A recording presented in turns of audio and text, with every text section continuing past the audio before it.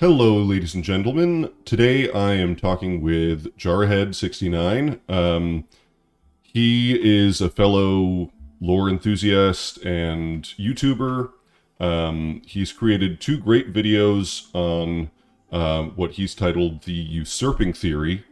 Um, and I just wanted to take the opportunity to have a little bit of a lore discussion with him. So, welcome, Jarhead. Hello, Crunchy. Thank you very much for having me. It's a pleasure to be here. So let's get right into it. I guess, the first place to start is with Radigan. And Yeah. I can tell you, like, okay, where I'm coming from, I still don't have a clear. I don't have any one particular theory that I'm totally convinced by. It's kind of like every day I'm moved towards one answer or another answer. The idea that Radigan was originally a part of America, or that he was originally his own guy. I thought maybe he's a fire giant, maybe he's a fire monk, maybe he's a mimic tier. Actually, your second video on the usurping theory did a great sort of recap right at the beginning of all the different theories out there, and it's so funny to me because like this is the final boss. In a way, he's kind of the main character of the game, and yet there's still no real solid idea about who he is. So I don't know. Do you just have any thoughts right off the bat about Radigan in general? I mean, I don't think I was the only one who was surprised he was the final boss. I remember walking in and it being Radigan and just not really having an idea who he was on my first playthrough. Um, Did uh, you do the gold mask quest on your first playthrough? Not on my first playthrough, no. So Mm-hmm. I had a So it few was, yeah, ideas. even more of a surprise. Yeah. I mean, I'm embarrassed to say, but on my first playthrough, the red wolf inside Ray Lucaria, I thought that was Radigan for some reason. Like I thought he was there. He turned himself into a red wolf, and that was his secret. So I really had no idea when I got to the end of it, and it wasn't until I played it on my next playthrough through the Gold Mask quest that I started to get an understanding of who he was.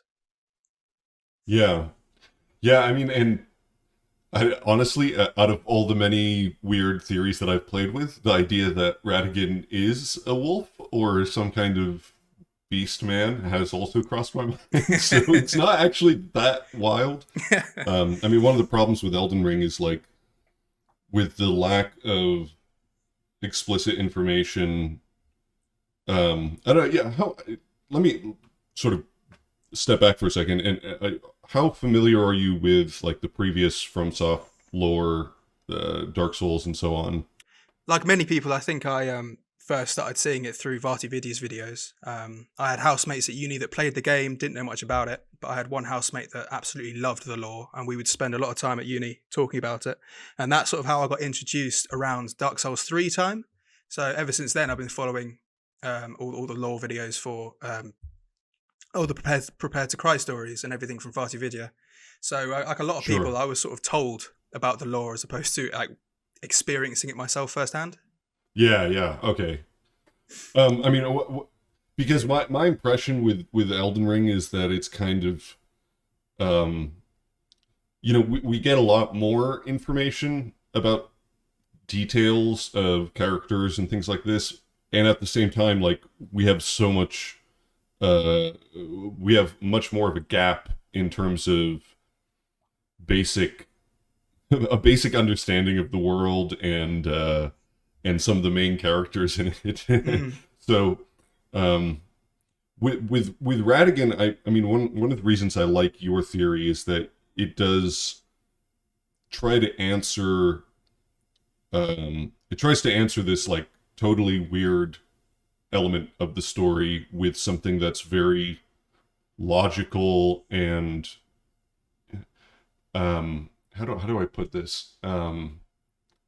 I think what you do a good job of pointing out is that a lot of the answers that people often give for the Radigan America situation are kind of answers without actually answering anything. Right. They Yeah. don't really explain anything. It's just kind of saying, "Oh yeah, well, Radigan is America," or even in like the more maybe a more detailed version is like Radigan was created from America's faith or something like this, and and it's this sort of wishy-washy answer that doesn't really like get down to, okay, what are the facts of this? So I appreciate your approach in that it's very logical and trying to kind of like ground it a little bit more. No, thank you. That's kind of how it all started. After my second playthrough, and I actually did the Gold Mask questline, and I saw the message "Radigan is Marika," and after watching Varty's videos, and all of your amazing videos, and everyone had reached that point and sort of left it there. And my own interpretation, it seemed like even Corrin and Goldmask were trying to tell us there's something more that I didn't see anyone really exploring. Since uploading, I've seen a lot of people surprisingly share that sentiment that there might be actually more to the picture. Yeah.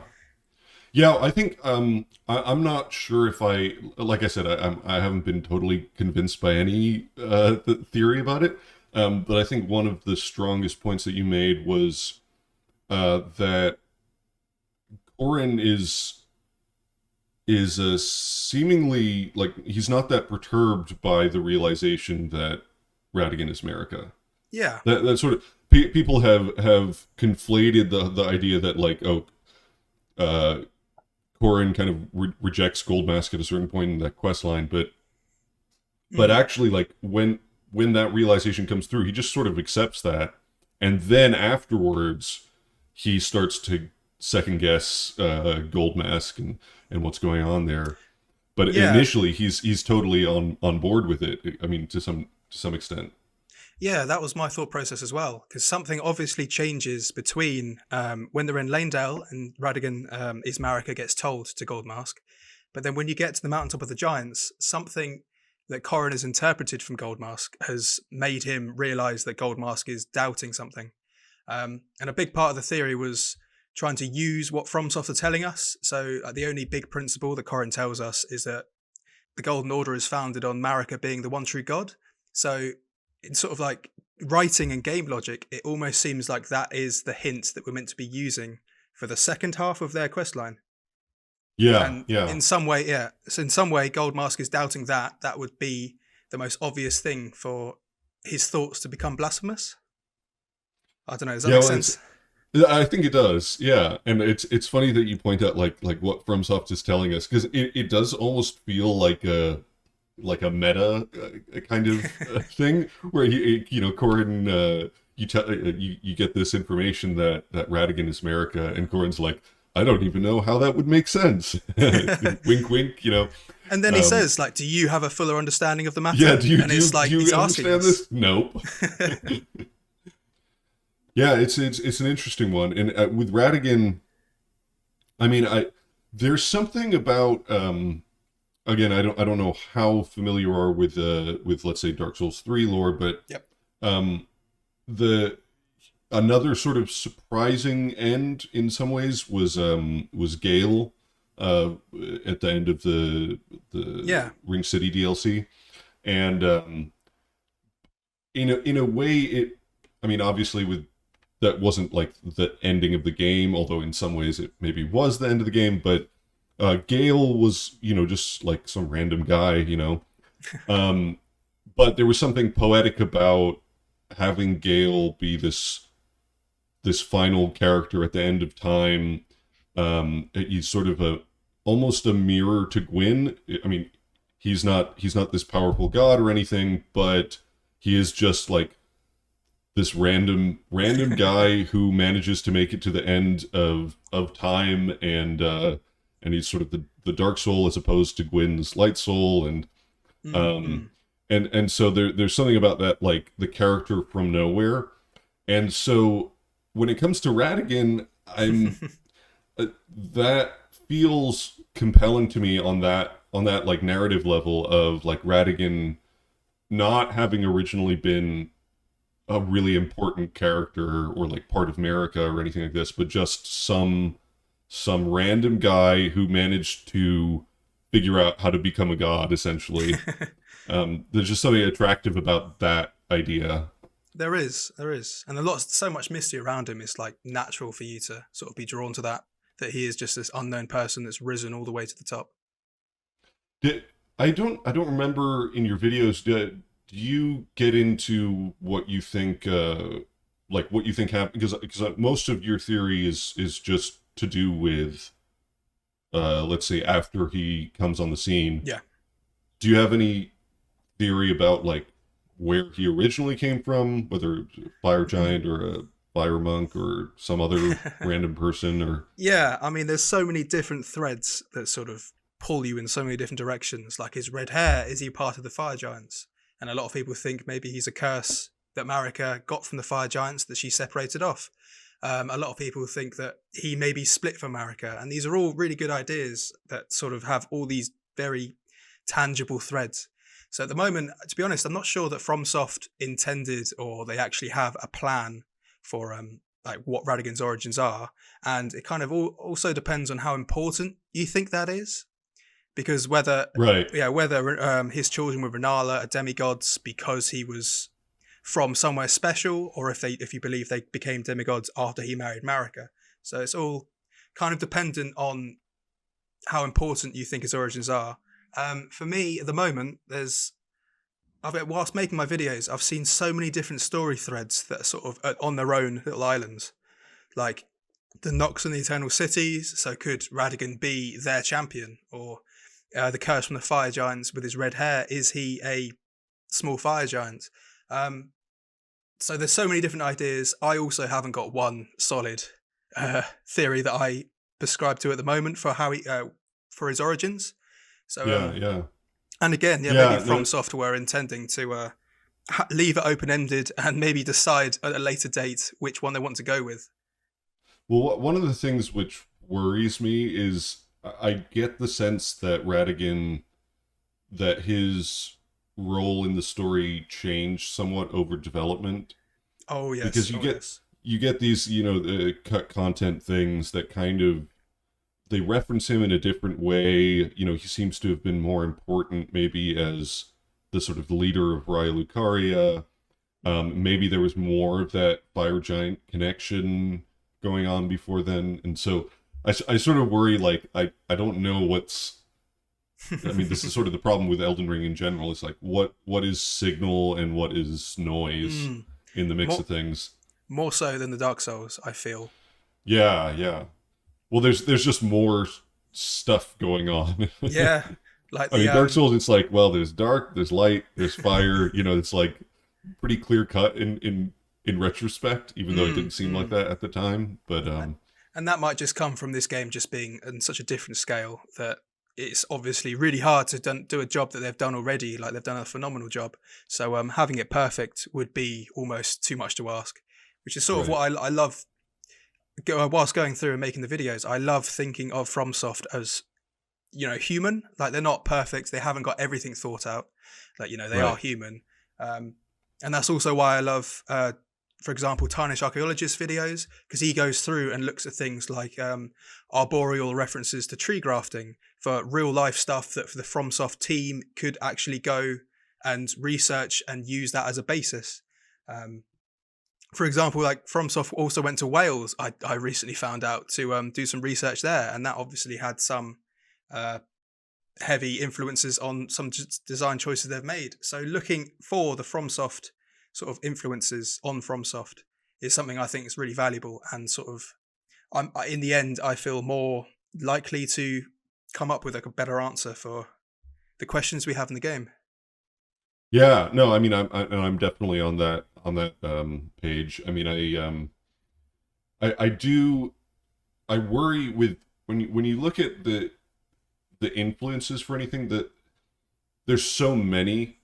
You know, there's not like one thing that it's copying. It's sort of, you know, well, there's Greek myths and there's Norse myths and there's, you know, Celtic stuff, and there's Berserk, there's Lord of the Rings, there's, you know, all sorts Yeah. of things are playing into it. And so uh I'm always a little bit hesitant to kind of, I guess there's a difference between, like, well, maybe the inspirations can sort of point you in a certain direction, but then you have to be careful not to kind of like jump to saying, well, this must be the case because it's drawing from, you know, whatever kind of myth or story or influence.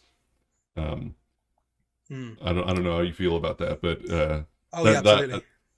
that's always been a kind of I don't know, a point where I start to get a little bit skeptical. I see some people, and I mean, even with like the alchemy stuff, and I made a whole video on Mm, alchemy, mm. but I'll see some people say like, oh well, for sure this is Radigan America is the rebus, therefore it must be this, and Yeah. um, it's like, well, you can be inspired by something and then change a really significant aspect of whatever it is that you're inspired by.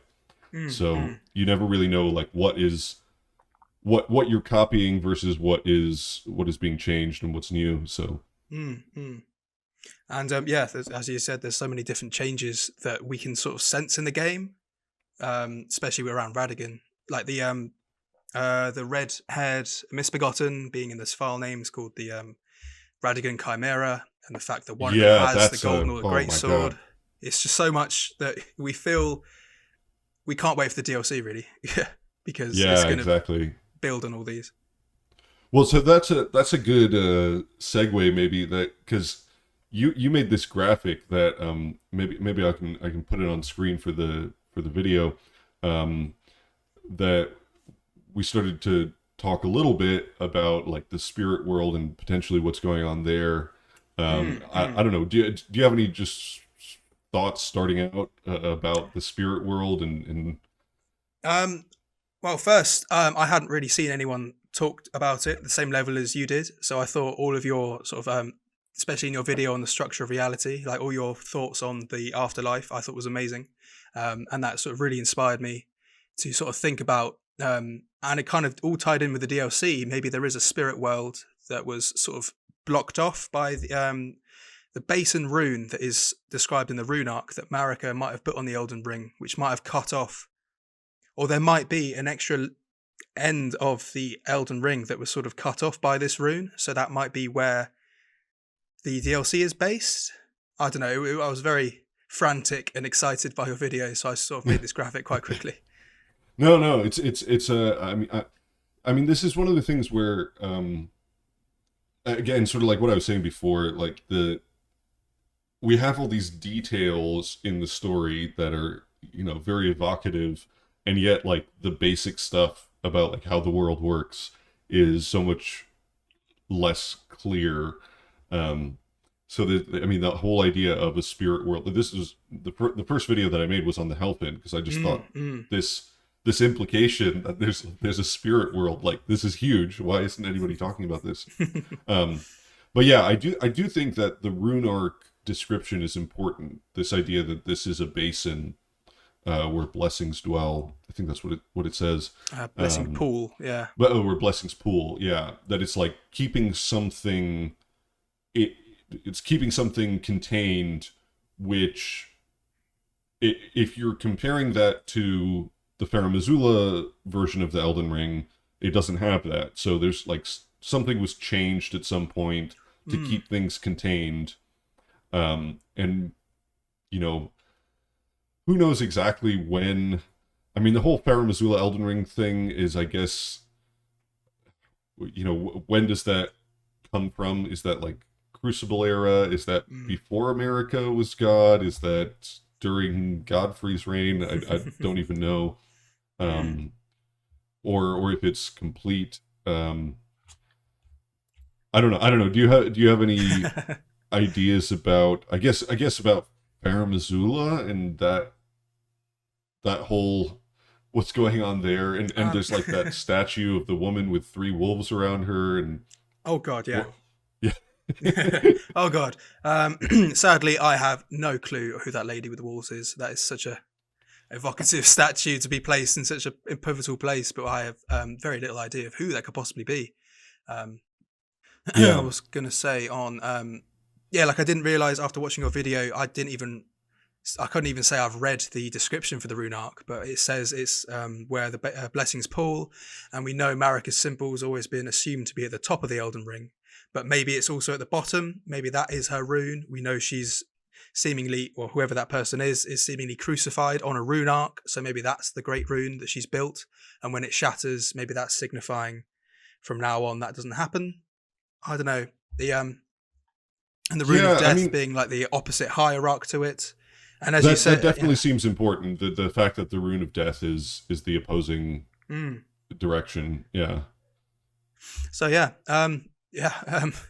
I think as I mean, Cosmo says, I think we're going to the Helfen. I think that's the DLC. yeah. I mean, one of the things about, like, we see this Elden Ring design so many times throughout. Well, at least whenever you turn on the game and see the main menu, and then a couple times besides that. I mean, there's actually like 4 different arcs, and I mean, the only way that really makes sense to me is if those are meant to be full circles Right. that they're meant to complete. And you actually do see on, I think, what is it, the Golden Order Greatsword. Mm, mm. There's like, it has an arc, but the arc is sort of just barely completed. It's kind of like dissipating, but you can see it's actually completing a full circle. Hmm. So Yeah. the idea of, I don't know, if the rune arc is one half, then maybe the rune of death is sort of the other half of the circle. Yeah. Although I could also see it being below, and I don't know. I mean, it's fun. It's fun to sort of speculate on the symbols, but Yeah. I mean, if I could ask you, so going through, yeah, I know in your videos you had the Helfen as. I wasn't sure in your videos you said the Helfen could be a sort of mirror or like a twin, um, in like the duality with the Erdtree. So in the spirit realm, if there is a spirit realm, that could be the Lampwood as described in the Helfen Steeple. So that could be the tree that we see in the Shadow of the Erdtree poster. I wasn't sure if you thought the Helfen was dragged into the Lands Between by Marika when she removed Destined Death, or if you think that is a sort of separate entity living in the spirit world, if that makes sense. yeah, I don't know. Yeah. I mean, the theory that I put forward was sort of that, like, there was some that the basic structure of the world was that there was like a world of the living and a world of spirits, let's say, a world pre-death and a world post-death, and both of them had a tree that was sort of connecting them. And then Marika somehow like pulled this death tree, this Helpin, into the world of the living, which screwed everything up, Mm-hmm. essentially. So it's something along those lines. And I'm not sure if I believe that. I mean, actually, one of the things I've been thinking about recently is the whole idea of memory, which seems really important. And the idea, I know you mentioned this in your videos about the Erd tree possibly being a kind of shade. Mm-hmm. Um, there is this connection with memory where you have like the remembrances that are hewn into the Erd tree. And I think the most telling one there is the ancestral spirit, the regal ancestral spirit, remembrance of the regal ancestor is what it's called, I think. Mm-hmm. Um, because it says that it's the ancestral spirits are like outside of the purview of the Erd tree, and yet this remembrance is hewn into the Erd tree. So Mm-hmm. it's there's something different. There's something special about memory, that's connected to the Erd tree, and so I'm not really sure. It's all sort of like vague, loose thoughts, but Mm-hmm. the idea of the golden Erd tree being this sort of like memory of what the Erd tree once was, or Mm-hmm. of some of the great tree, or who knows what. And I'm not. I see. I get this strong intuition that there's this connection between memory, spirit, death, time, and all these elements, and I'm Mm. just not really sure how the puzzle pieces fit together. I think yeah, if we have a we need a really good understanding of what it means when Marika took away the rune of death and made life cyclical through the Erd tree. And now that is a process that is really hard to understand. And I feel like that's the key to understanding, like how does that all work? Yeah, yeah. Yeah, I don't know if the demigods gain power through um through this somehow, and that could explain why the demigods are quite weak at the moment. If the world's decaying and not many people perhaps are being reborn through the Erd Tree, maybe that is a source of power as well for Marika or Radagon or the demigods. So yeah. So if souls are being recirculated through the Erd Tree, maybe it's that they leave an impression as they're being reborn, as you made in your video, the whole video about rebirth within the lands between. Like how does that actually happen? Are people, pop out the ground, or are they still born and that's how they're Right. is Yeah, that how they yeah. get their soul back? Like, it's all very up in the air still. Yeah.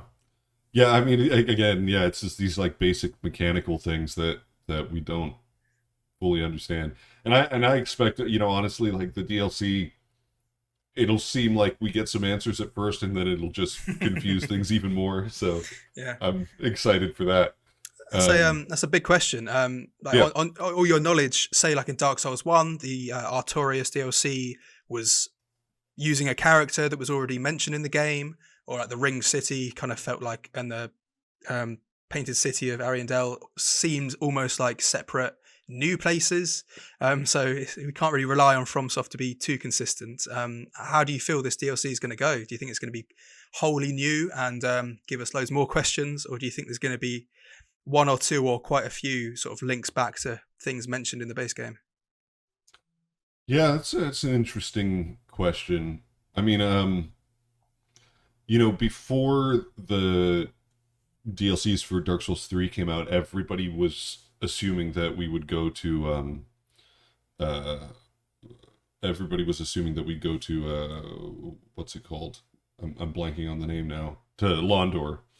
Oh, right, Um yeah, and then of course it was like, no, not going there. It's some completely new, like yeah, the Ring City. Nobody's ever heard of this before. Oh yeah, Gwyn had another daughter, by the way, that you've never heard of. yeah. So that it just threw a bunch of curveballs at everyone, Mm, and I would say, I mean, going from like Artorias, or Artorias of the Abyss to Dark Souls 3, I would say like the trend line is for things to get weirder and more sort of taking a left turn. mhm, Um, but I mean, based on the image that we have, and I mean, it's who knows how much we can really speculate, but it does look like that's Mikola. mhm, So mhm, I would guess that, and actually, I would say, with the cut content Mikola stuff, I think I think a likely scenario for how things could have gone down is that like a couple months before release, they decided they were going to cut back on, like, either they thought that they wanted to do more with it, or they wanted to just get rid of it and save it for the DLC, that they cut back on the Mikola mm, stuff mm, and sort of took that out, and they were like, okay, that's something that we can put in a DLC. Now, whether they actually, put that kind of stuff in the way that we've seen in the cut content, I would imagine it's not going to be like one to one copied over to the DLC, mhm, mhm, but it'll probably be the same themes. So mm. something about sleep and dreams. I think that seems more likely. That's not, by the way. I was totally predicting against that 6 months ago. So Yeah. so my tunes changed, but I think that seems like a likely explanation for how things went. So Mm, in terms of like, new stuff to old stuff, I'm sure there'll be connections. But the problem is, I mean, the problem with Elden Ring is that like everything is kind of connected to everything else. mhm, So you mhm, start in one place in the lore, and then it's like, oh, well, that's kind of like this, but it's also a little bit different, and then that's kind of like this, and it's also a little bit different. So I sort of expect it to be kind of the same thing, where there will be lots of stuff that seems connected or is kind of similar, but you're not sure if it's really connected or if it's something completely new. mhm. That's sort of where where I expect it to be. Mm. Going back to Radigan for a second, Yeah. I wanted to ask if you remember your first thoughts and feelings when you read the message, or when you first heard someone mention that Radigan is Marika. Yeah. Well, I didn't do the Gold Mask quest my first playthrough. So the final boss, I don't remember I don't remember really what I thought of him. Mm. I think my first playthrough I was sort of just taking everything in stride, and then I was going in with a body of experience playing FromSoft games, sort of thinking, yeah, okay, I'm not going to understand any of this the first time through, so I'll just sort of like take it in and then figure it out later. Um, I think at least my initial sort of theory about what was going on with Radigan was, I think that he was either a fire giant or a fire monk or something like that. I think I sort of leaned towards the idea that he was a fire monk, or just some random Golden Order worshiper Mm. guy. Just because of that like Gale parallel, the idea that he would be some nobody who eventually becomes Elden Lord, and then that would kind of like parallel the player's journey. That they're just a Miyazaki Mm. loves Mm. that trope of like, uh, you're nobody, you little piece of shit, essentially, like tarnished, you maidenless, all that kind of stuff. He loves to kind of like denigrate the player character so that it feels better when you actually like succeed at everything. Mm. And I think in Dark Souls 3, Gale was kind of like the parallel to that, where he was like this slave knight, and then he eventually becomes the final, this weird, almost phantom like bogeyman at the end of time, um, who actually has a very noble goal, and then that's sort of it's sort of a mirror to the player in that way. And Mm. that was my initial impression of Radigan, and then Yeah, when you found out that Radigan is America, like, do you remember what your first thoughts were? it's so confusing, and it's like I mean, to me, it's all captured in that one bit of dialogue, America's Echoes, where she's like, "Thou art yet to become me, mine other self," and it's just like, well, what the heck does that mean? Like, you just contradicted yourself in one sentence, Yeah. and so that I just depending on the day, I just kind of go back and forth on what I think about it, Yeah. and that's why to me, like trying to figure out how the world works is the most like it's interesting to put together the other pieces of the puzzle, but I like always in mind that like the goal is to understand like what the rules are of the world, Hmm. Hmm. because without that it's kind of just guesswork, and that's the part that kind of um like trying to answer the question of why these weird identity things are happening, and whether that's just literally disguises, because what, who knows, it could be like a metaphysical thing where Radigan is like a mirror to America, or he's like another version of her or something, where he's a part of her.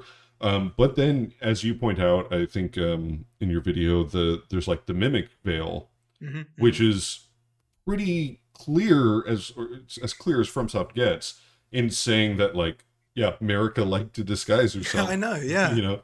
So so there's all these like these bits of evidence pointing in one direction or another, and I think if we just had a really clear understanding of like Mm. Mm. what you can do, what the rules of the world are, um, Mm. Absolutely. what happens when you die, because even though that doesn't seem super relevant to Radigan, if there's something about being reborn as a different person, or changing your, I mean, with like Renala, you change your appearance when you're reborn, or you can. Um, so there's just a bunch of, and Radigan has that rune, the great rune of the unborn. So like, Hmm. Hmm. what's going on there? So yeah, I don't know. I don't really remember what my initial thoughts were, except Okay. confusion, which Yeah. remains to this day. So I remember Oh having a Sorry, go on. yeah, no, go ahead. No, I was going to Go say ahead. I remember having probably like a lot of people, I first discovered the Radigan is America through lore videos, and it sort of just was sort of dropped in and talked about, and it was sort of very obviously a confusing idea. People have spent a lot of time and done amazing work explaining how it works and lots of theories, but I don't know why I just had a big misgiving. Like, this seems like there's more to it than just that. So wanted to ask, in my videos, I've sort of proposed two big changes. One of them is a big change to the timeline that I've researched, and as far as I can tell, it turns out it actually is a plausible order of events. But there's a big change of moving the Knight of Black Knives to before Radigan went to Leyndell. And I wanted to know if you had any thoughts on that, how you feel about moving the timeline in that way. Yeah, that's. Um, Like, it's I'm hoping you'll disagree and give me lots to work on. well, honestly, it's the problem with the timeline is like there's so many moving parts that it's hard for me to actually imagine that in my head, and I'm like, okay, what does that mean? It entails, Mm, uh, because that would mean that Mikola never knew Godwin. hmm Which I think I agree with you that that makes more sense, that the Golden Epitaph is it's commemoration, so it doesn't, or at least it's equally plausible that Mikola never knew him, and this is just this doesn't necessarily indicate a close relationship between the two. mm Um, in terms of what else that would imply, right? I guess this comes back to like Rogier's dialogue, and that's so misleading, at least the English version, where he's like, what is it? He says long ago, and then he says soon after, like the next sentence, and it's like, wait, no, He that does. doesn't make any sense. And I think in the Japanese, neither of those meanings are in there. Um, we were talking about this on the Discord a few days ago, and I don't remember the details, but Mm-mm. so I'm not sure.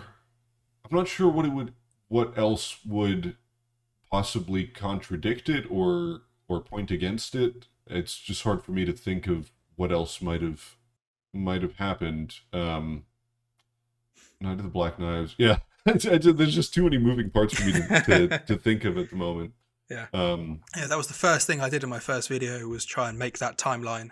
And right. oh boy, that took about a good old 2 or 3 weeks just fiddling with that timeline just to get it all on there neatly, because Oh there's so yeah. much.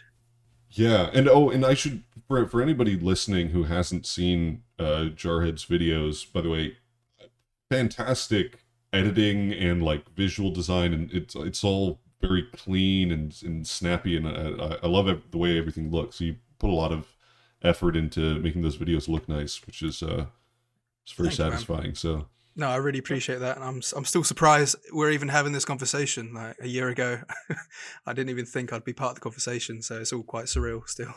no, this is great, and I mean I think we need more eyes.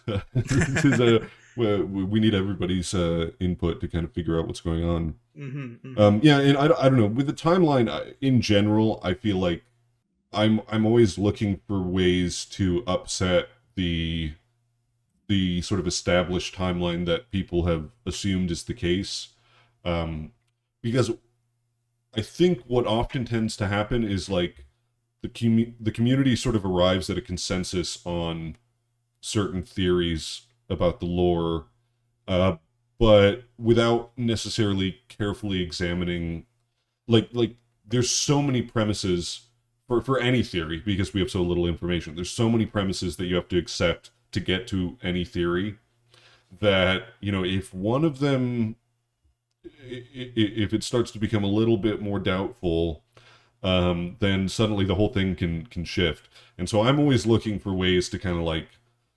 avoid the mainstream views of what went down. Um, I I haven't really thought that carefully about the Night of the Black Knives, and Mm-hmm. where that could have taken place. Um, I guess, I mean, the only thing would be, right. happened during like the Golden Age, which is presumably Godfrey, which would sort of indicate that this was, at least if it was after Ratigan became Elden Lord, it couldn't have been too long after. Because, I mean, it's all sort of vague, and I don't know, but I guess the idea of like the Erd Tree flourished with abundance, but only briefly, and that this seems to be like, okay, the age of the Erd Tree began after the Fire Giants were defeated, and this is like Godfrey is Elden Lord, this is his tenure, but this doesn't last very long. It immediately starts to sort of decay. So if it depends on how much emphasis you want to put on that, like Godwyn's assassination happening during the Golden Age of the Erd Tree. Like if it's really emphasizing that this is during that flourishing of abundance, then I would say that does point towards it being earlier. But I can't think off the top of my head of like anything in particular that would sort of hard disagree with that theory or hard agree with it. So I don't. So it does depend on how much stock you give dialogue, because I know a lot of people think you've got to take it with a pinch of salt. So that really depends how much you want to trust Roger's dialogue. I've always thought, I know he's being influenced by fear a lot, but as a great scholar of the Knight of Black Knives, and from our understanding of Fear's questline, it doesn't seem like they're actually, in this instance, giving too much misinformation, or they wouldn't have too much reason to lie. I don't know, a lot of people have been quite skeptical of any of Roger's dialogue, which I've sort of been trying to work out how trustworthy he can be. Yeah, I mean, I feel like, I think I sort of agree with your predisposition, which is kind of like, well, sure, dialogue is maybe less trustworthy than, an item description, but I think I still need a good reason to not trust someone. Sort of like default assumption is that, especially when they're talking about like facts and history, I feel like you still have to put this in the context of FromSoft is telling a story, and so if there's a point to Rogier being untrustworthy, like if there was some narrative idea there, or if it was trying to tell you something about him that he was untrustworthy, or that his information is from an untrustworthy source, then maybe I would be more convinced by that. But like my default assumption is that when people are telling you things in the story that they're probably true. I mean, I guess the only extra bit there is literally that in that dialogue that he says this thing about, long before and soon after. Oh yeah. Already, like on its own, the dialogue is kind of weird. So, yeah, I'm not sure I'm not sure what to make of that. It's very interesting. Like, we've reached a point, we've been analyzing these games, so we know most of the dialogue, if not all the dialogue, we've at least heard at least once. So we kind of have it all in our head, no matter how big it is. We kind of have an understanding of it. And Roger's dialogue is kind of important because he's one of the few people that tells us the most about the Knight of Black Knives. So yeah. FromSoft have to get that information to us. So it seems quite interesting to me that he would lie about these details when it's almost like he's the only source. Yeah, and exactly that. I think, they're delivering exposition somewhere in the game. This is one of the few places that they do. He could be lying through his teeth. So, well, it might not necessarily be a lie exactly. I mean, I think the more charitable way of looking at it would be, all character dialogue, they're coming from characters that have their own agendas and their own worldviews.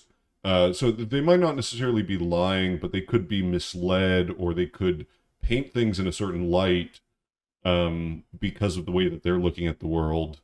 I mean, so if it's like a value judgment, like when he says about those who live in death that they have every right to live, like that's something where I'd be more skeptical of, because he's sort of making this value judgment on like the Golden Order and those who live in death. That's something where I'd be more willing to say, well, okay, is that true, or is this just sort of like the way he's framing it? But when he's just saying, you know, the Night of the Black Knives happened during the Golden Age of the Erdtree, unless there's a really strong reason to doubt that, I don't see why. You know, as a writer, if you were going to write this story out, like, why would you just say something false unless there's a purpose to that? You know, unless you're saying like, oh yeah, Rogier is untrustworthy, but I don't really see that indication anywhere else. So yeah, that's sort of where I fall on that. Yeah, I've always taken it more for like Muriel's dialogue, because you know he's been trapped. Well, he's got broken legs, so he's trapped inside the church. So he might have like a smaller worldview, and he might know what he knows, but it might not be the full context. Right, yeah. It could be, you know, missing things or just having a certain worldview rather than straight up lying about things. But even then, I don't. I feel like, you know, by default. I mean, I know the point with these games is to kind of confuse the player to some degree, and to get people to theorize about things, but I don't think that they're trying to mislead people. Like, I think that, you know, the information that's there in the game is meant to be relatively accurate, and where it's less reliable, it's meant to indicate something about it's meant to say something about the people who are less reliable, or it's meant to, I mean, like, going back to Dark Souls, the whole sort of illusion of your purpose, and how Koth kind of reveals this. The point there is sort of to say something about this whole plan and your role in it, and that ties into a much larger theme. So it's not just like an arbitrary, oh, this character is lying to you. This is playing into a much larger story, and I don't really see that with Rogier. Like, I don't see that Rogier being telling you falsehoods is playing into some larger story. It would just be, I mean, maybe there's an argument for that, but I don't quite buy it.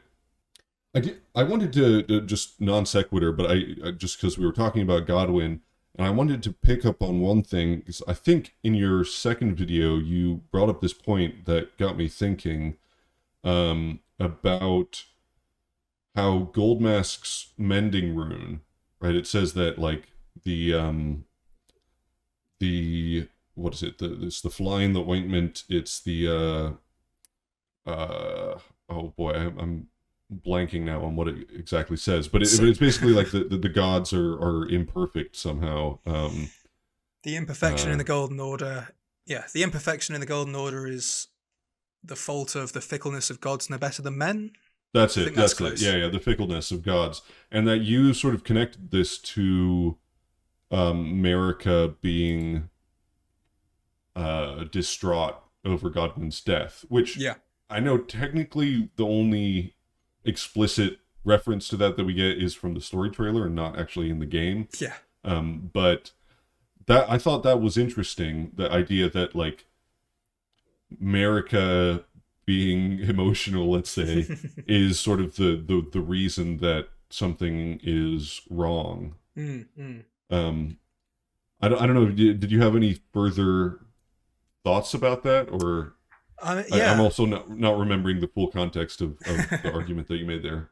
So I'm not sure if this was just coming from my place, where I've been viewing Radagon and Marika as two distinct people, but the language in the Great Rune does sort of imply that it's the fickleness of the gods, so that could include the demigods, but I think that might just be referring to Radagon and Marika. At first, in my first video, I was sort of umming and erring about the idea that Marika was a part of the Knight of Black Knives. I remember a long time ago there was a lot of people talking about that she was setting it up as part of her sort of analysis on the Golden Order, and she was fighting back against it. But from the comments on my first video, I got loads of comments from loads of people who had so many amazing ideas, and a few of them had this shared sentiment that Marika was likely trying to use the Elden Ring to restore Godwyn, which just seemed like maybe just a powerful sort of story that I really appreciated and I really liked.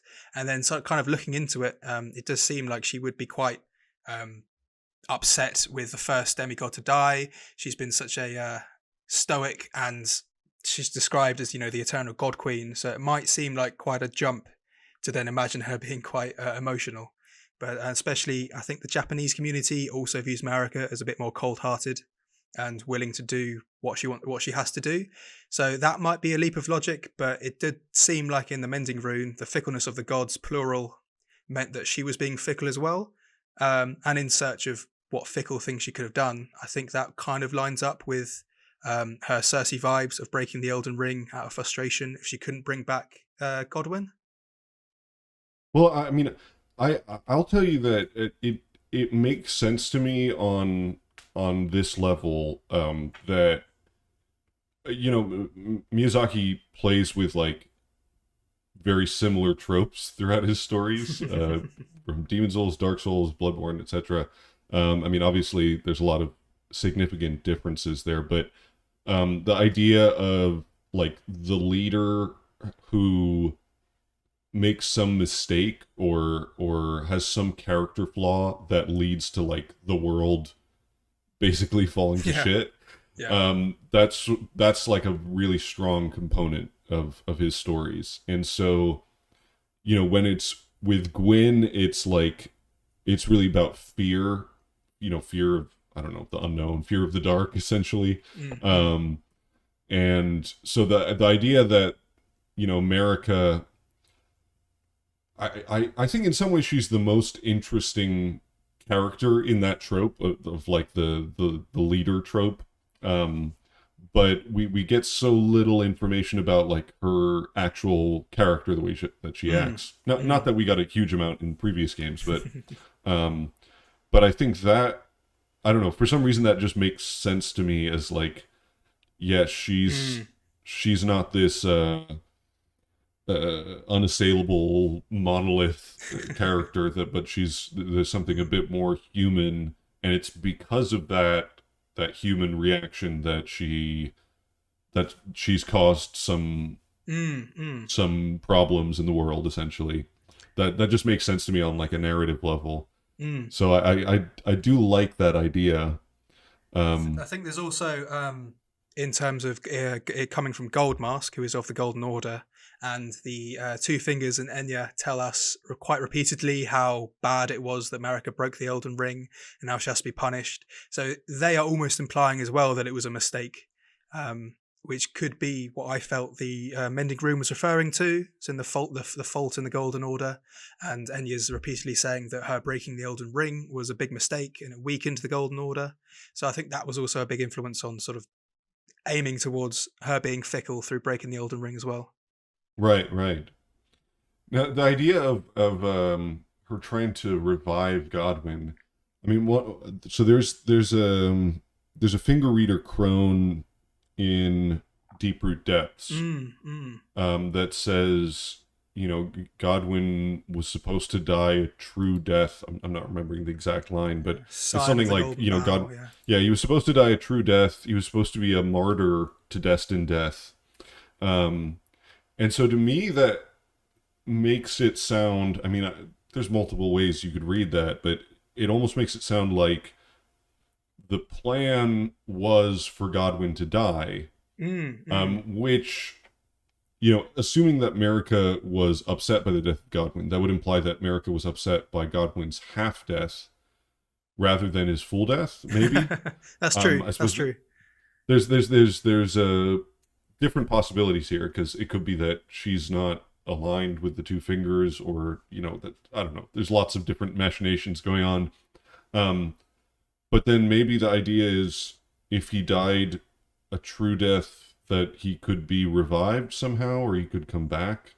I don't, again, this is where like just understanding the mechanics of death and rebirth kind of throws a wrench into the works. Yeah, that's Um, I've not thought about it like that. That's actually really interesting. So instead of her being sad about her son's death, she's more like desperate after his death has caused, the fault in the Golden Order that sullies the truth, which would or that be he's his like soulless stuck in this corpse. weird limbo Yeah, I of mean, being half dead.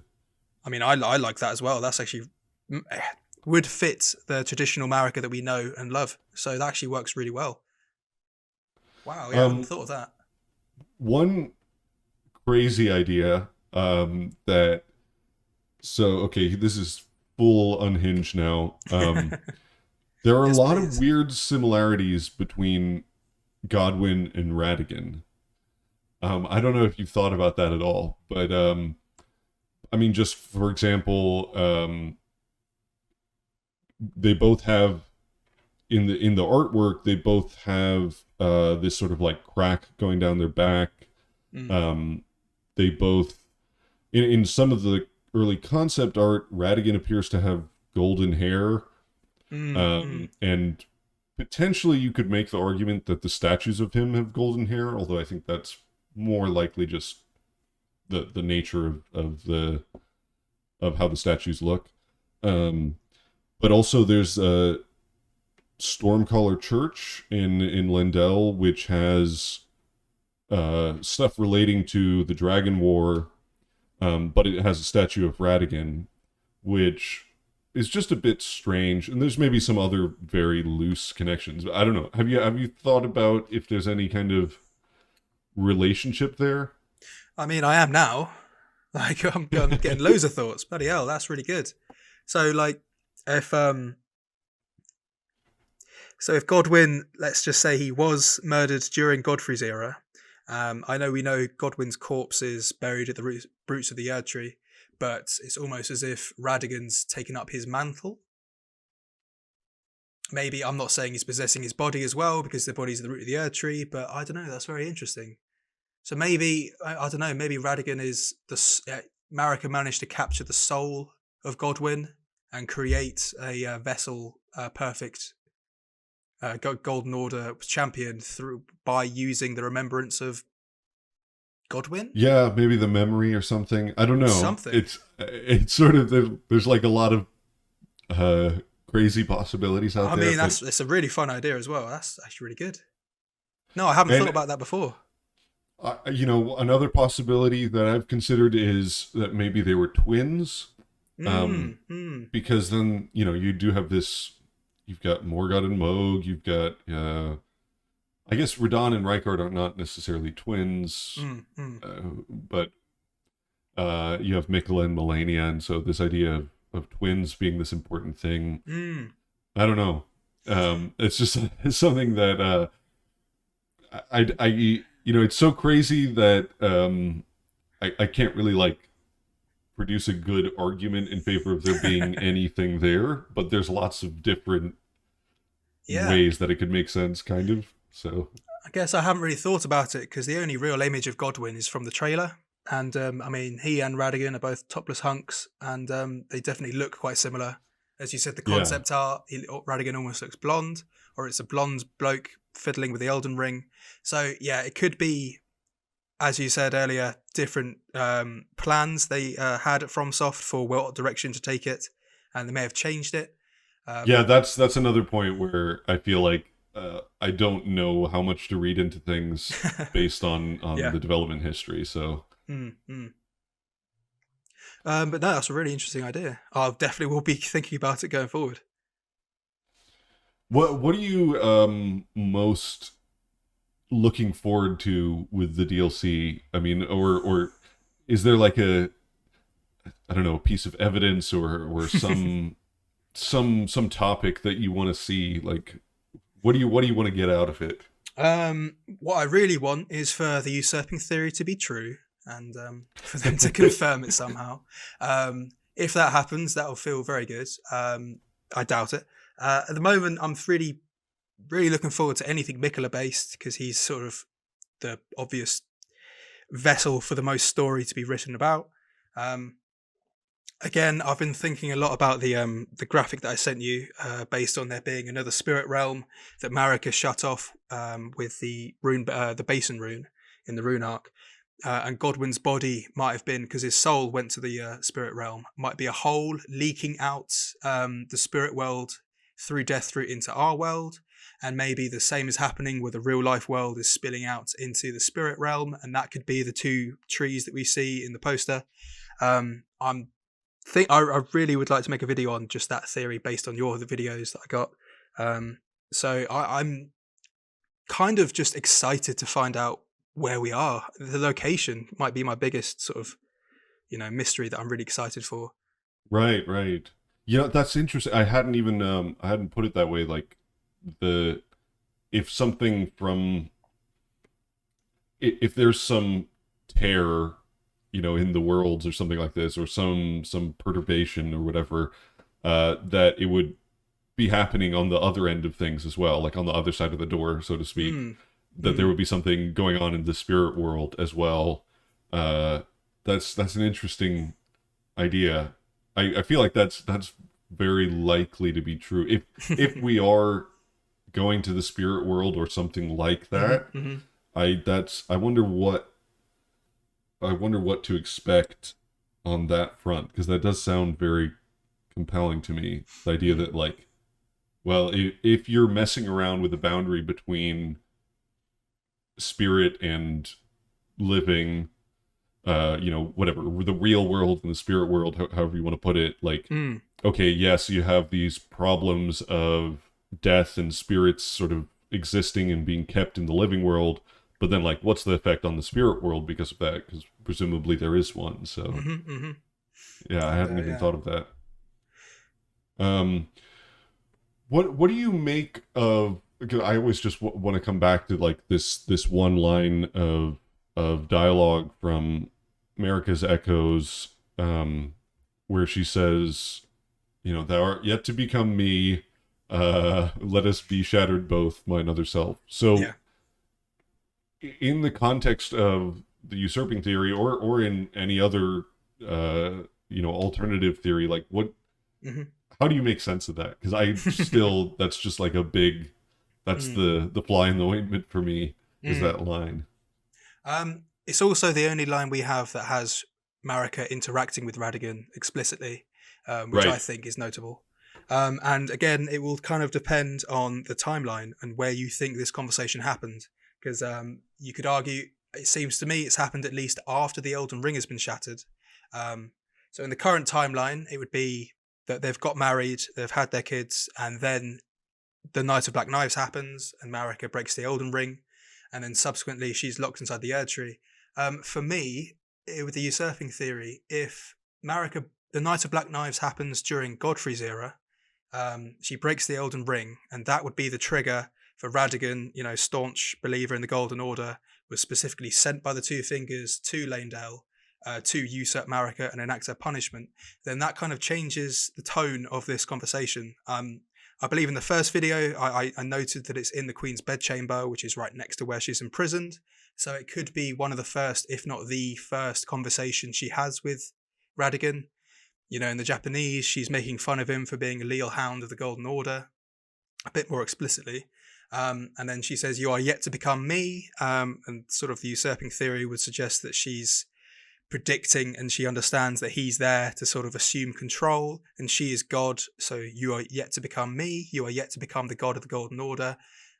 Let us be shattered. That is a very more confusing line that I'm struggling to Yes. think of. I don't know if that implies, a Street Fighter brawl between Marika and Radigan, or not. Let us be shattered, both mine other self. I feel like there's the curse mentioned in the Saw Seal and Scar Seal that is about. They reference. I believe it's this basically the curse of being a god is like a never-ending, a gnawing curse. So maybe if Marika knows Radigan's about to take her place and take control of the Lands Between, he will then have to suffer the same curse that she's been, which is just, I don't know, it's a shit day at work being god of the Golden Order. So maybe that's Yeah, that's a theme that this thing about like duty, and to me, I sort of in my mind connect that with the whole thing of fate versus free will, mm, even though it's maybe a bit of a reach, but um, this idea of like, well, part of the reason I come at it from this angle is because um, one of the things that's changed with Elden Ring compared to the previous FromSoft games is that Miyazaki is the CEO of FromSoft, and I can imagine in the same way that like when he was doing Bloodborne, he had his first kid, and so there's all this like weird stuff with children. mm, I can imagine that that's a major event in your life. You're going from, I mean, he basically started from being a nobody in the industry. He was like a sociologist with a bit of coding experience, who then suddenly like became artistic director of uh, 4 or 5 super popular games, and now he's CEO of the company in yeah, like within a decade. Um, and so I can imagine being in that position. He's thinking about like the duties of a leader, and sort of the sword of Damocles kind of mm, feeling of mm, being in charge, and having to do things a certain way, and actually having like the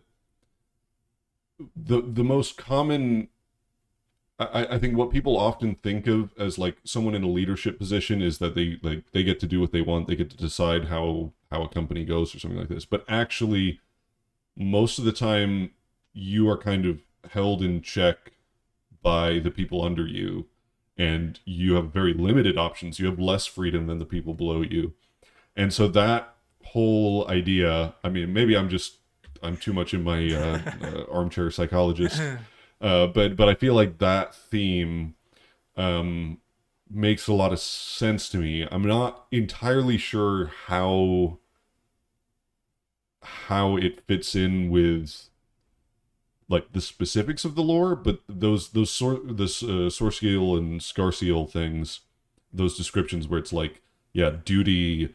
It's talking about like duty and the burden of duty, and it's like a curse, um, and it seems related to America being trapped, and maybe this whole idea of fate and free will. I don't mm, know. I'm kind of just mm. spouting off random crazy ideas, but No, no. I do you have think you. any Well, have I any think you thoughts on that? perfectly. Sorry, I think you perfectly summed up what I was trying to say with the Sword of Damocles. Like, you've now got to take my role as God of the Golden Order. Good luck, Radigan, says Marika. I think that kind of sums up what I was getting at perfectly. Yeah, it's an interesting. I mean, I definitely in America's dialogue to Radigan, I do think the idea of "thou art yet to become me" in a way that makes it very difficult to maintain any kind of like, oh, Radigan is America view, Mm, mm. because I mean, just the fact that they're talking means that they are separate people to some degree. I agree. And I think maybe the mine other self,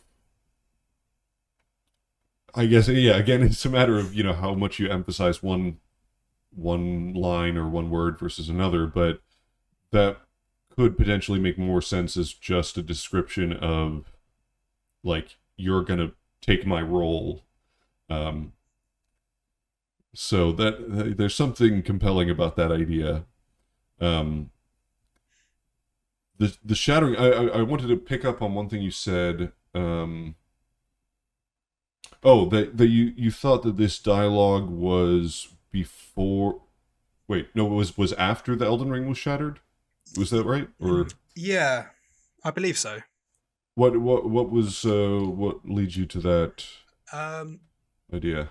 Yeah, again, I'm making a lot of insinuations that Radigan was the agent to enact Marika's punishment for breaking the Elden Ring. The one that Enya just tells us that she needs to be punished. The Two Fingers are very displeased. She's destroyed the Golden Order. This almost seemed like a conversation that Marika was having just before she was punished. Like, it almost seems like one of the last conversations. Like, let us be Oh, I shattered see. Okay. has quite a finality to it. Yeah. So So it's like she shatters it, and then okay, we got to send the repo guy to to deal with her. Yeah. Okay. yeah. I see that. Um, what do you think?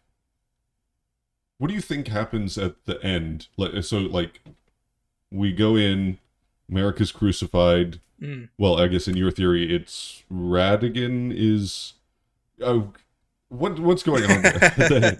Yeah. And then Radigan gets turned into a sword, and then America's body is still there. Like, Yeah. so what is that? What's going on? I'll try and avoid going a bit too crazy here. It is a very big question. Obviously, if that's one of the big pieces of evidence for them being the same person, obviously Marika turns into Radigan. I've always thought the fact that the sword is obviously Radigan, but Marika remains. But we do see the crucified Marika turning into Radigan, which implies that is at least the same person. So I've always thought that could be the disguise that Radigan's perfected through some sort of disguising arts. Like mentioned in the Mimic's Veil. Obviously, it's not the same sort of transformation that we see when we use the Mimic's Veil, so that doesn't help. But where I've been coming from is that obviously we know people can be made into weapons. We know Radigan turns into the Sacred Relic Sword. So I've been trying to work out the kinks on saying that that's in some way that is Radigan disguised as Marika. At the moment, I'm sort of working on some theories that kind of develop this a bit more, because I don't really go too much into it in my own videos so far. And I know a lot of people aren't a huge fan, but the Mimic Tear theory at the moment, which is based a lot on Asimi's cut questline, might imply that he's some sort of scion of the Eternal Cities. He's their champion, and that is his method of disguising himself as Marika. There's also the interesting detail with the Red Spear, which I believe is a spear of destined death, or for whatever reason has been jabbed in through her womb, or maybe her womb's been removed as we see the giant hole in her abdomen, and maybe that's the amber egg.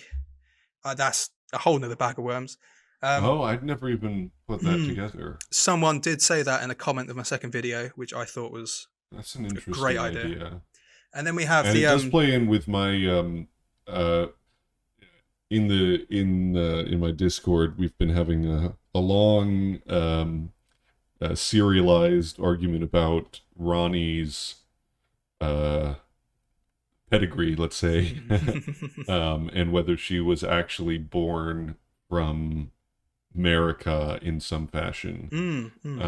And so that would that's an interesting theory. I'd have to think about that one. Yeah, because the Red Spear is definitely placed there on purpose, and there is the giant hole in her womb or in her abdomen. I think someone brought up the possibility that Radigan is the Red Spear, which I thought, like, okay, I don't even know what to think anymore. But it's always tricky when it's hard to argue against a lot of theories because we just don't know. But I am working on a theory of it definitely looks like it's destined death. This is sort of a video I've got planned for future on, so I don't know if you want to include me just wildly speculating. But I have been thinking, obviously, Melina, we know, has been sent on a quest. Melina, for some reason, is quite familiar with destined death and is able to travel, at least take us to Farum Azula. So I've been under the assumption and trying to work out if perhaps at some point Melina also stole a fragment of the Rune of Death in the form of this spear, snuck inside the Erd Tree and shivved Marika or Radigan to perhaps, I don't know, stop any more children being born from Radigan, which would maybe mess up his plans. And that would tie in with a previous cataclysm going on Leyndell. Melina's burnt and bodiless, so maybe she burnt down the Erd Tree a first time in order to gain access to shank Radigan/Marika with the Red Spear of Death. Interesting. It's very wild. Do you? No, I like the wild theories. Um, do you subscribe to the Melina is the Glowmite Queen idea, or I do not at the moment. No, I did at first. At the moment, I'm not sure. And in fact, I think the Glowmite Queen is going to be in the DLC as like if we are going to a counter realm to a dual realm with the lands between, then the duel of Marika would be the Glowmite Queen. And if she was killed by Malekith, then she would have gone to the spirit realm. So I'm not sure. I don't think she's Melina, to be honest. hmm. Yeah, I mean, I've been leaning towards the idea that America is actually the Glowmite Queen, but I Mm, think mm, I'm the my sort of close. I don't even know if it's a close second or just equal sort of comparison would be that they are twins or some other kind of like mirror image in the way mm, that we've seen so many other counterparts and mirror images in the games that would make mm. sense. So Yeah. um I mean one of the things that I always yeah, looking at the lore in these games, like I think I pointed this out in a stream that I did, but like when you look back at like for a long time in Dark Souls, this is probably before you got into it, but in Dark Souls 1 there was this idea of that Solaire is Gwyn's firstborn son. Yeah. And Yeah. like I everybody heard that. believed this. It was super popular. And then Dark Souls 3 came out and it was like, okay, never mind. And there's all these theories about Velka and stuff. And so there's always this tendency to try and tie a nice ribbon around things by sort of going, this character is this character, and it all connects together, and it's all very like, I don't know, put together very uh, perfectly. There are no loose ends.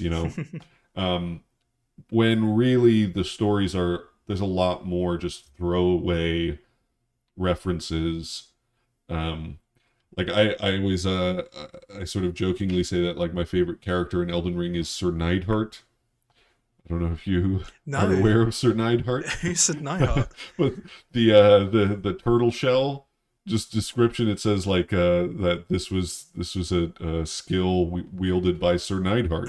Okay, so yeah, there's just some guy named Sir Neidhart, never mentioned elsewhere in the game, doesn't appear. So there are just throwaway characters or Mm, characters mm. that even if they were important, maybe don't have much Yeah. going on right now. Um, it's a bit more, I guess, realistic in that way that Mm, not everything is completely closely connected. mm. Um, I don't know if you've but seen. Sorry, yeah, Graham. no, go on.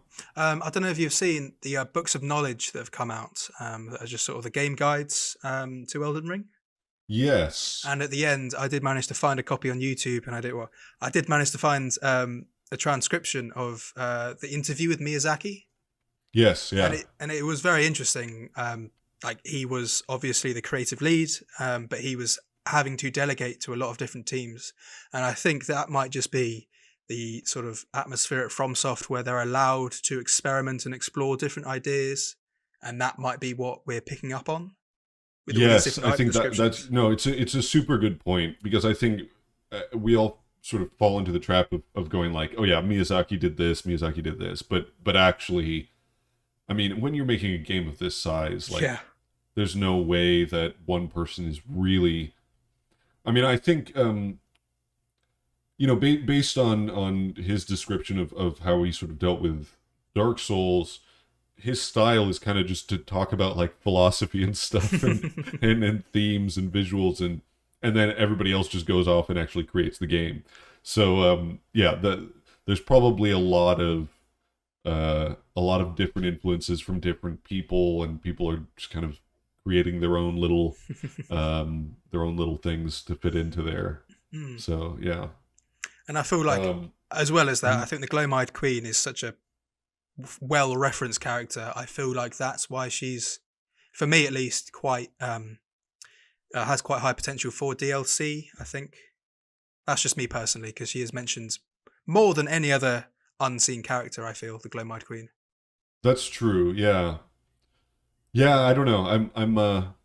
I don't know if she'll be there or not. I mean, it would make sense in a certain way, but I'm always just going back to that, the predictions about Dark Souls 3 DLCs. I'm Yeah, sort of yeah. like, my expectation is for this just to be very weird and throw in more questions than answers, not explain. Maybe we'll get more context for certain things, and it will confuse other things even further. So, um, Talking of the Glowmite Queen and why people think Melina might be the Glowmite Queen, that pretty much comes from her depiction at the Flame of Frenzy ending with her faded eye and then the purple eye.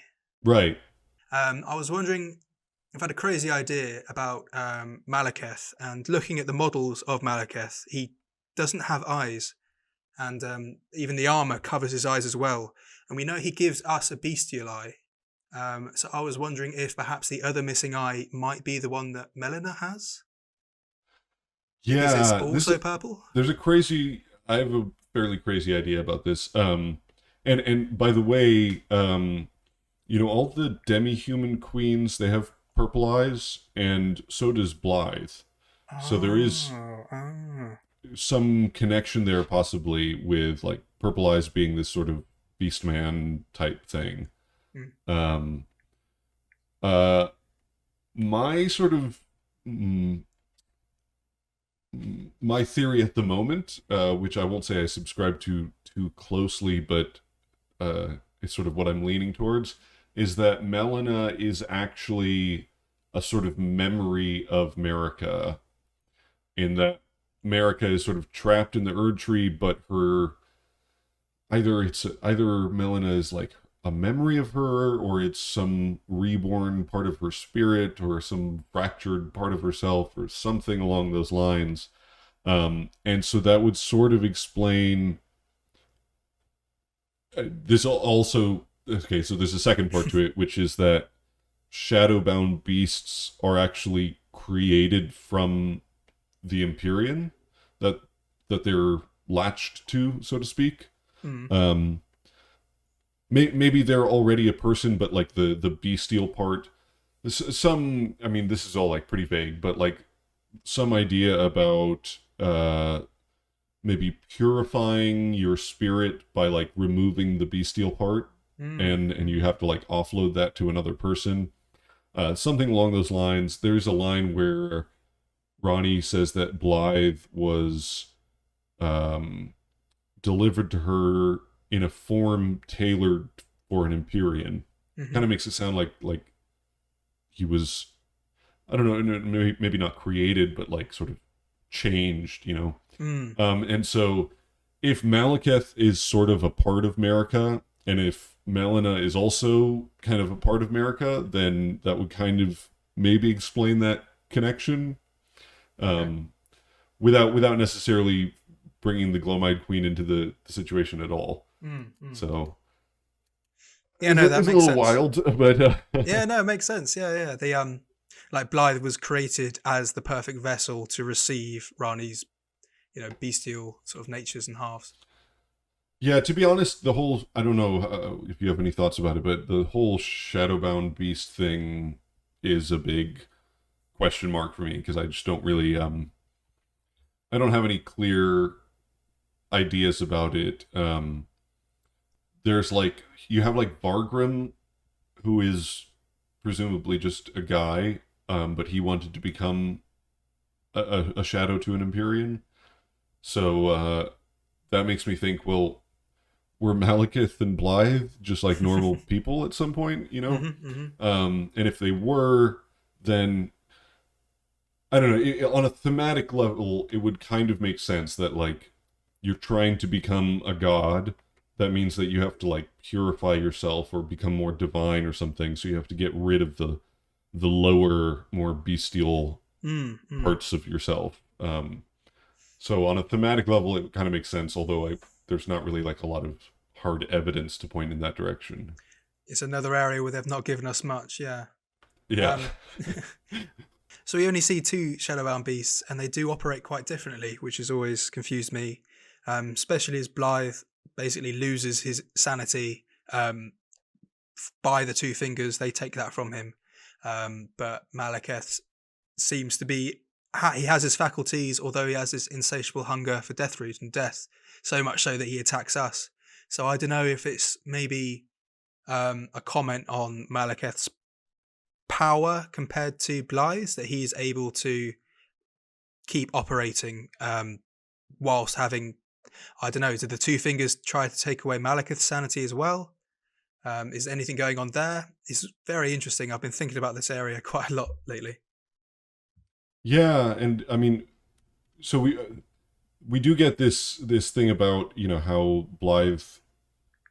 I think it's EG that explains how the sort of mechanics of this work, and clear whether it's not clear to me whether like the two fingers is something that they consciously and deliberately do, like making a shadowbound beast insane if they contravene, you know, if their Empyrean does something against the two fingers, or if that's just like a natural result of it.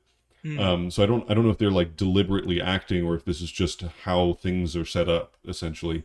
But it does seem like Malekith is reflecting that as well, that like, which would mean that Marika did something against the two fingers. So it could be just shattering the Elden Ring, and so Malekith goes crazy as a result. But I don't know. Do you have any idea on like why Miquella and Malenia don't appear to have wolves? Yeah, good question. And maybe what about Radagon's Red Wolf? Does that play into anything? I forget. There's 3 red wolves, aren't there? One in Raya Lucaria, one near Rani's gaff. And is there a third one somewhere else? There's one in the consecrated snowfield as well. I feel like there's more than that.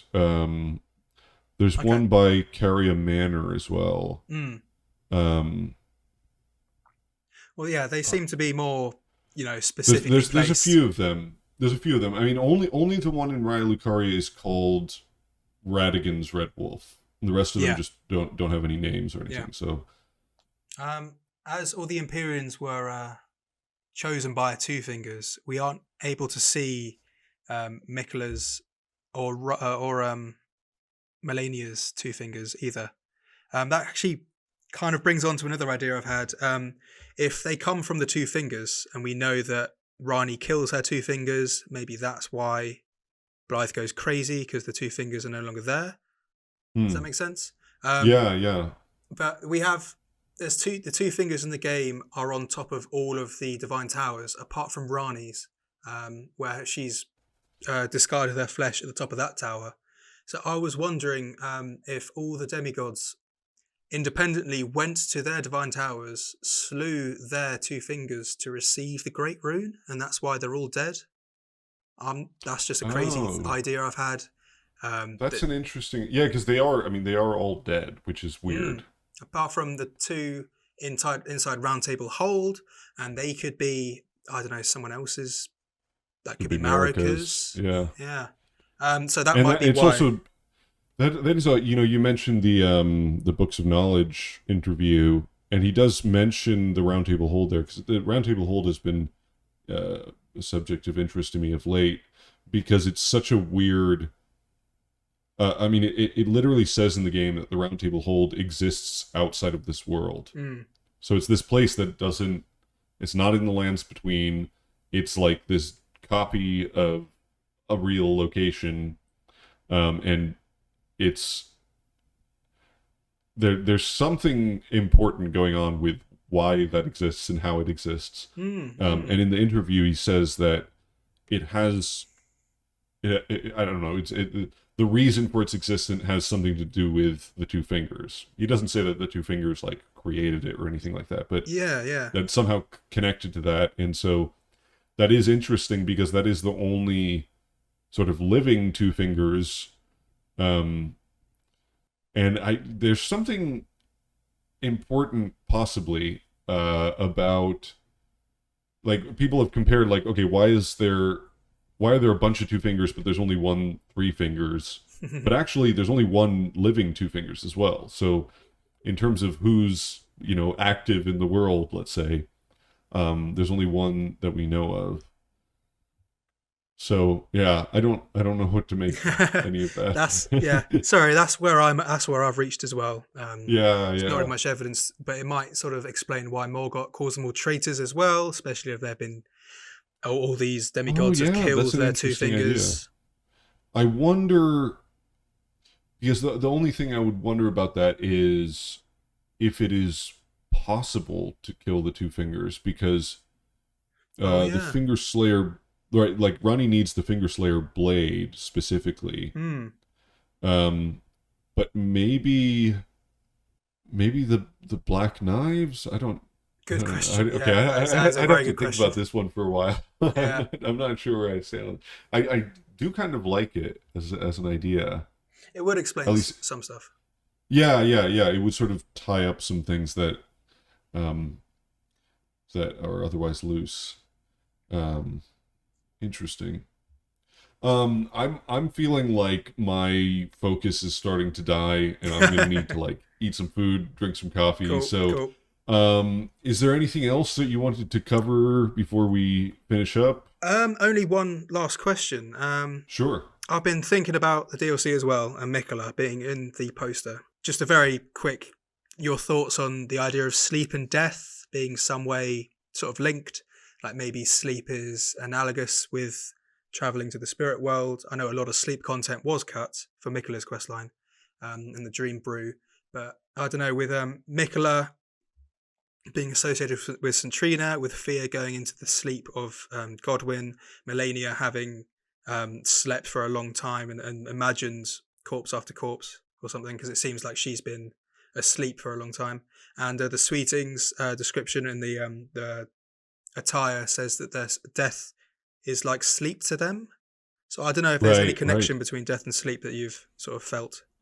I mean, I think it's like what you said. I mean, in real life, when you sleep, your mind is somewhere else that's not in control of your body. Mhm. I would also throw in the other connection of like of puppets and maybe sort of free will being controlled, because if you give the Celivis's potion to Nefeli or to Dung Eater, I don't think it says that they're Mm. asleep, but they're basically unconscious, and so there's something about. I mean, if you think of sleep as like, okay, put this in like the poetic terms of Elden Ring's universe. Like, if you're sleeping, if you're dreaming, it means that like your mind is somewhere else that's not your body. Mm. It's Mm. exploring some other world. So if that's literally true, then that's might be how it connects. Is that like, yeah, your spirit or your mind or something is literally somewhere else, and that it's Mm. not in your body when you're Yeah. dreaming. So Yeah. yeah, I don't know how where that might go in the DLC. I mean, with all the sleep stuff that I mean, the sleep stuff that was cut, it seems like there was a more specific mechanic going on there. So I would kind of expect a lot of that to be reworked and rewritten pretty extensively Mm. because Mm. I'm sure it'll be different for whatever the DLC is. Yeah. But definitely the theme of sleeping and dreaming. I mean, one idea that I've played with is like that the whole world is a kind of dream of Americas or the Elden Beast or Mm. something like this. That's been given some kind of substance, and this is like where my mind just goes, there's too many possibilities, and maybe something to do with memory as well, because like that's another kind of um world that exists only in your mind. Mm. Mm. So yeah, I think exactly what you said, that there's some connection there between sleep and death on like a thematic level, but Yeah. I don't know what to make of it. No, yeah, no. I think at this point I'm just trying to predict some more DLC stuff, which is normally a good sign to stop it there. Really. Yeah, well, hey man, this has been a super fun conversation. I'm glad we got to talk about all this stuff. Yeah, man. um I'm gonna link your channel and your videos in the description for this conversation. And I highly recommend everyone listening go give them a watch. They're really fun videos, really fun theories, very different, and I think nice contrarian towards the sort of boring established theories that exist. But they're also very logical and thought through, so that's really nice to see. So highly recommend everyone go check those out. And anything else you want to plug or promote? No, not really. Just want to take this opportunity to thank you, Crunchy, for all your amazing videos. Like, honestly, man, Oh, they've just been absolutely like so insightful and a blast, and just really enjoyable to listen to. oh, my Really, really pleasure, great. man. No, it's been super fun talking with you, and let's do it again. Cheers, man. All right, cheers. Cheers. Bye.